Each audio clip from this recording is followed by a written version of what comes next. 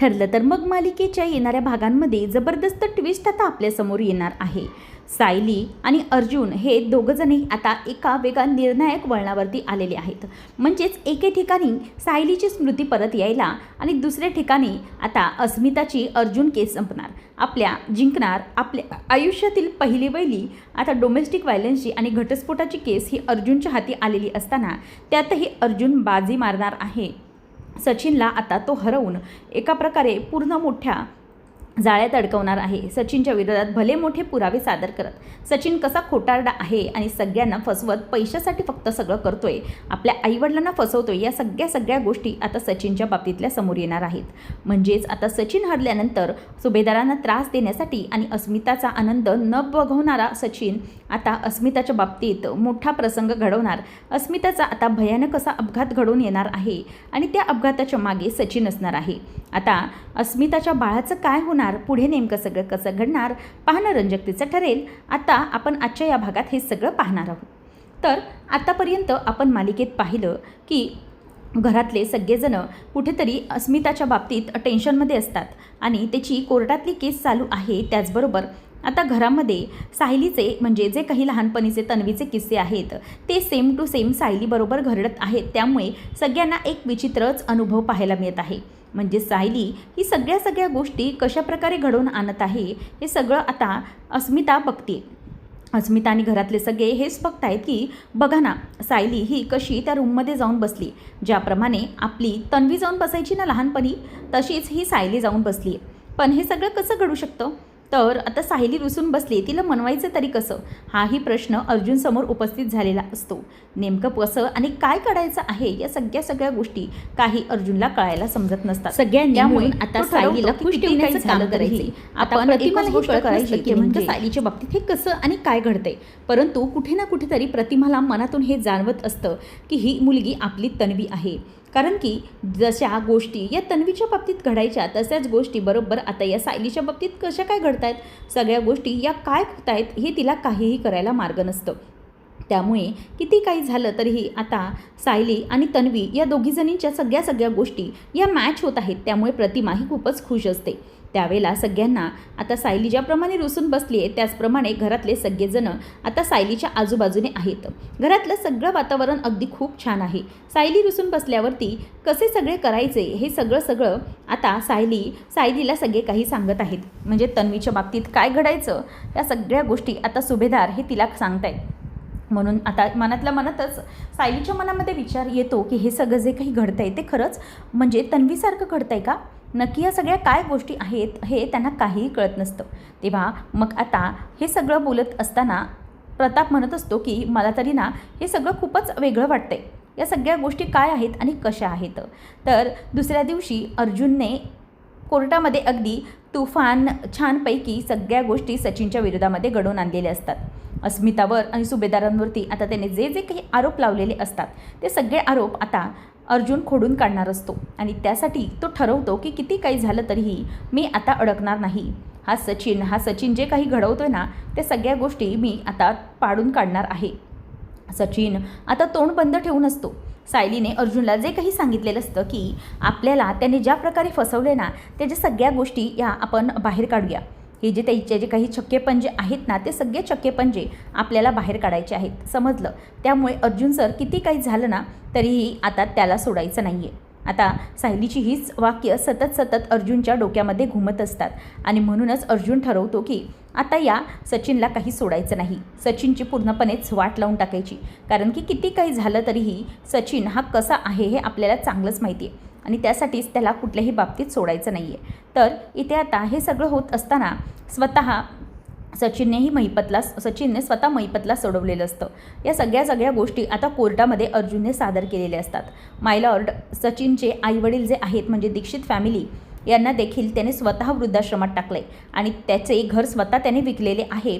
आणि हे घ्या त्या घराचे सगळे काही पेपर्स, ज्या मालकाला त्यांनी हे पेपर्स विकलेत ना तो बघा हा आहे हा माणूस, असं म्हणून आता सचिनचे सगळे जे काही काळे धंदे आहेत ते अर्जुनने सगळ्यांसमोर उघड केलेले असतात.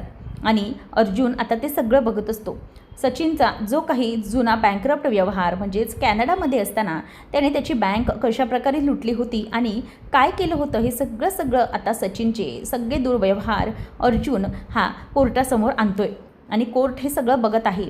शिवाय महिपतसारखा कुख्यात गुंड याला सोडवण्याचं काम आणि त्याचप्रमाणे त्याचा जो वकील होता त्या वकीललाही त्याने दगा देण्याचं काम केलं आहे. म्हणजेच त्याचा वकील त्याच्या मुलीला किडनॅपिंगचा एक मोठा रॅकेट त्याने चालवला होता आणि त्या किडनॅपिंगमध्ये त्याच्या मुलीला म्हणजेच त्या देशपांडेच्या वकील मुलीला त्याने किडनॅप केलं होतं. आता ती स्वतः मुलगी येऊन त्या बाबतीत सगळी साक्ष देते की माझ्या वडिलांना यांनी खूप मोठ्या किमतीवरती हे सगळं करायला लावलं आहे, मला अटक केली होती आणि म्हणूनच मी खूप आजारी होते तरीही या माणसाने दया दाखवली नव्हती, इतका निर्दयी आणि निर्लज्ज आहे हा माणूस, हे अंकल मला अजिबात नाही आवडत असं म्हणून आता त्या मुलीने सचिनवरती चांगलेच आरोप तिथे लगावलेले असतात कोर्टामध्ये. त्यामुळे सचिन हा पूर्णपणे सगळ्या बाजूने आता विलन ठरलेला आहे कोर्टात.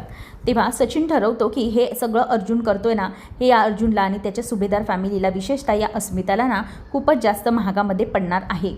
आता कोर्ट स्वतःचा निर्णय देतं ते म्हणजे की सचिन दीक्षित यासारख्या विक्षिप्त आणि गुन्हेगारी प्रवृत्तीच्या माणसासोबत एखादी चांगली मुलगी नाही राहू शकत. त्यामुळे आम्ही अस्मिता सुभेदार यांना आता सांगू इच्छितो की त्या या माणसापासून विभक्त आहेत आणि या अशा विक्षिप्त माणसाबरोबर संसार तर करू इच्छित नाही आहेत त्या, म्हणूनच आपण या माणसाला शिक्षा दिली पाहिजे.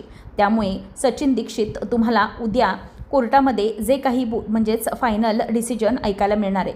आता तुमच्या बाबतीतला हा डिसिजन हाच आहे की कोर्ट तुमचं घटस्फोट स्वीकारत आहे, परंतु तुम्ही हे जे काही यांच्यासोबत केलं आहे त्यासाठी तुम्हाला पोटगी तर द्यावी लागेल आणि तुम्हाला उद्या त्यासाठी पोलीस स्टेशनमध्ये हजर राहावं लागणार आहे.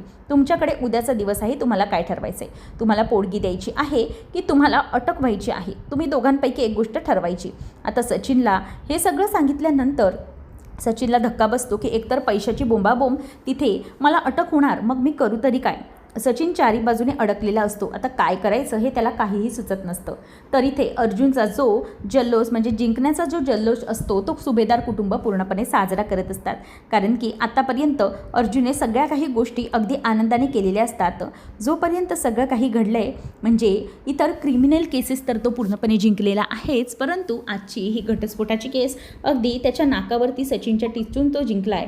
त्यामुळे त्याला खूपच असा आनंद झालेला असतो. त्यामुळे सचिनला आता शिक्षा झाल्यामुळे अर्जुन आणि अस्मिता दोघेही खुश असतात. केस जिंकल्यानंतर आता अस्मिता ही अर्जुनला येऊन पटकन मिठी मारते आणि त्याला म्हणते की खरंच अर्जुन थँक्यू सो मच, तुला माहिती नाही आहे तू माझ्यासाठी काय केलं आहेस ते, खरंच खूप खूप खूप थँक्यू असं म्हणून आता त्याचे ती आभार मानते. आणि त्याच वेळेला अर्जुन हा म्हणतो की अस्मिता ताई डोंट वरी, आपण असे जिंकणार होतो. आपली पिल्लू म्हणजेच आपला जो मित आहे त्याच्यामुळे हे सगळं घडलेलं आहे. म्हणजेच जो अस्मिताचा मुलगा स्मित त्याच्या पावलामुळे तुझ्या आयुष्यात खूप मोठं संकट बाजूला झालं आहे. त्याच वेळेला इथे आता जो महिपत असतो तो सचिनला खूप जास्त ओरडत असतो. तो म्हणतो की हे सगळं जे तू काही घडवून आणलंयस ना, तुला कळतं आहे का त्यामुळे काय होऊ शकतं ते. सुभेदार कुटुंब तुझी सगळ्या बाजूने वाट लावायला बसलेलं आहे आणि तू मात्र या सगळ्या गोष्टी करतोयस, तुला काहीही कळत नाही आहे. तेव्हा मग आता सचिन म्हणतो की अण्णा हे बघा, मला काही माहीत होतं का तो अर्जुन कसा करू शकेल ते, अर्जुनने सगळं काही घडवून आणलं आहे. तेव्हा आता तो म्हणतो की तुला कळतं आहे, अरे सचिन दीक्षित तुझ्यामुळे माझ्या मुलीला पण अडकावं लागणार आहे. उद्या कोर्टाने तुला आणि तिला दोघांनाही समोर बोलावलं तर तू काय करणार आहेस, लक्षात येतं आहे का तुझ्यामुळे माझ्या लेकराची माझ्या साक्षीची वाट लागणार आहे. तेव्हा मग महिपत म्हणतो की हे बघ, माझ्या लेकराने किती त्रास सहन केला आहे तो मला माहीत आहे. तो जेलामध्ये होती आणि मी पण जेलामध्ये होतो, पण तू मला सोडून काढलंस त्याच खरंच तुझं नुकसान नाही तर माझा फायदाच आहे. पण एक गोष्ट लक्षात ठेव की तू जे काही घडवून आणलं आहे त्यामुळे आम्ही सगळेजण अडकणार आहोत. किती काही झालं तरीही सगळ्या गोष्टी तू संपवू शकणार नाहीस. त्यामुळे आता एकच गोष्ट नक्की ते म्हणजे की सचिन दीक्षित तुझा खेळ आता संपलेला आहे. किती काही झालं तरीही मी आता हे थांबवू शकत नाही की माझ्या मुलीचं जे काही रूप आहे ते माझ्या मुलीचं रूप माझ्यापर्यंतच राहील आणि माझी मुलगी कोण आहे काय आहे हे आता कुठल्याही जगाला समजणार नाही.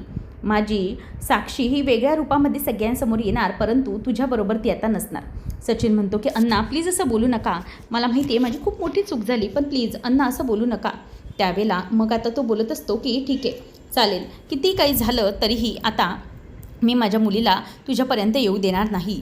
सचिन दीक्षित, तुझं जे काही करायचे ते तू कर. तू खूप मोठी वाट लावून घेतली आहे स्वतःची. आता मात्र सचिनचं टाळकं फिरलेलं असतं. इतकी त्या अण्णाला मदत करून सगळं करून ह्या माणसाने जराही न ऐकल्यामुळे त्याला आता खूप मोठा राग आलेला असतो. तो ठरवतो की किती काही झालं तरीही आता या माणसाला मी सोडणार नाही. मी याची वाट लावणार म्हणजे लावणारच, असं म्हणून आता सचिनने सगळ्या बाजूने खूप जास्त चिडल्यामुळे त्रास सहन केलेला असतो. आणि सचिन ठरवतो की आता मी या सुभेदार कुटुंबाला सोडत नसतो. या महिपतचं तर मी नंतर बघून घेईनच. थोड्या दिवसानंतर हा महिपत आणि याची मुलगी हे माझ्याकडे पायापर्यंत नाक घासत येणारच आहेत, परंतु या सुभेदार कुटुंबाला आणि अस्मिताला मी धडा शिकवल्याशिवाय राहणार नाही.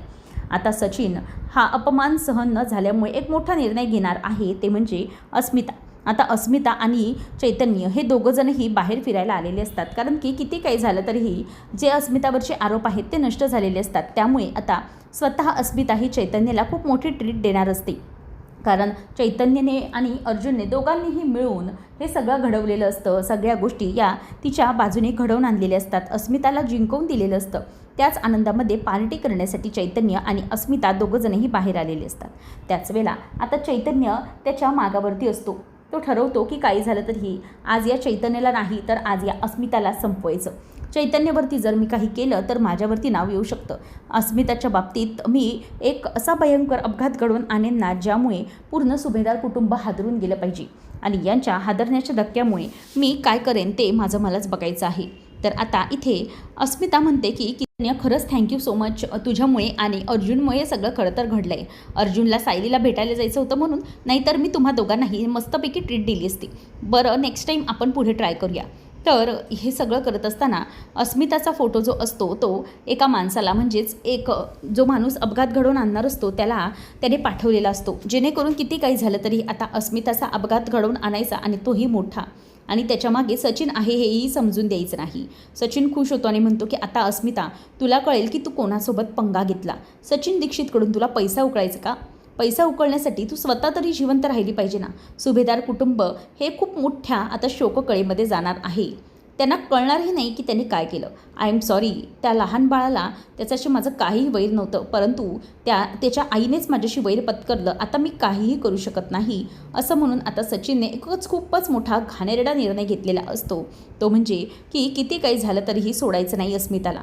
आणि अस्मिताच्या बाबतीत त्याने खूप मोठा घाणेरडा असा निर्णय घेतल्यामुळे आता चैतन्य हा तिला म्हणत असतो की अस्मिता ताई, मी तुला सोडतो घरी हवं तर. पण अस्मिता म्हणते की अर्जुन वाट बघतोय ना तुझी ऑफिसमध्ये, त्यामुळे तुझा ऑफिसमध्ये, मी माझी जाईन. आता अस्मिता मस्त बिचारी शॉपिंग वगैरे करून घरी निघालेली असते. त्याच वेळेला आता तिच्या गाडीचा म्हणजेच टू व्हीलरचा या मूर्ख सचिनने अपघात घडवून आणलेला असतो. आणि अस्मिता बिचारी ही तिथल्या तिथेच पडलेली असते. आता तिला डोक्याला आणि हाताला पायाला गंभीर अशी दुखापत झालेली असते. आणि हे सगळं आता कोणालाही माहीत नसतं. त्याला अस्मिताने काही ठिकाणी इंटरव्ह्यूज दिलेले असतात आणि त्या इंटरव्ह्यूमध्ये एका ठिकाणाहून अस्मिताला लेटरही आलेलं असतं, तेही घरी. म्हणून घरातले सगळेजण खुश असतात की अस्मितासाठी लेटर आलेले आहे. परंतु आता अस्मिता ही बिचारी काहीच करू शकत नसते, कारण की खूप मोठं तिच्यावरती वादळ आलेलं आहे, ते म्हणजे सुभेदार कुटुंबाचं. आणि सुभेदार कुटुंबाला काहीच माहिती नाही आहे अस्मिताचा अपघात झाला आहे, तिला काही लागलं आहे हे सगळं.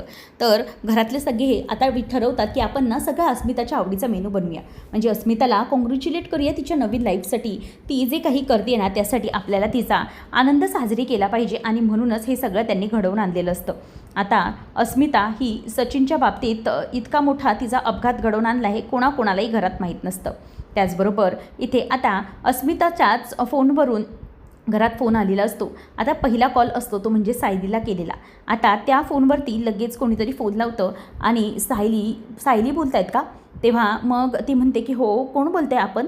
त्यावेळेला आता इथे अर्जुनच्या आणि सायलीच्या लक्षात आलेलं आहे. फोनवरनं सायलीला सांगितलं जातं की इथे अस्मिता सुभेदार यांचा अपघात झाला आहे. आता हे ऐकल्यानंतर घरातल्या सगळ्यांना खूप मोठा धक्का बसतो आणि सचिनला खूप आनंद झालेला असतो. आता अस्मिता जी रस्त्यावरती पडलेली असते तिला तो लांबून बघून खूप खुश होत असतो आणि म्हणतो की अस्मी, खूप मोठी चूक केलीस तू माझ्याबरोबर पंगा घेऊन.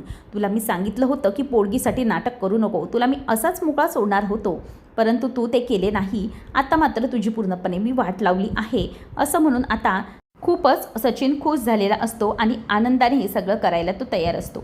नेमकं आता अर्जुन आणि सायली यापुढे काय करणार? अस्मिताचा जीव ते वाचवू शकतील का?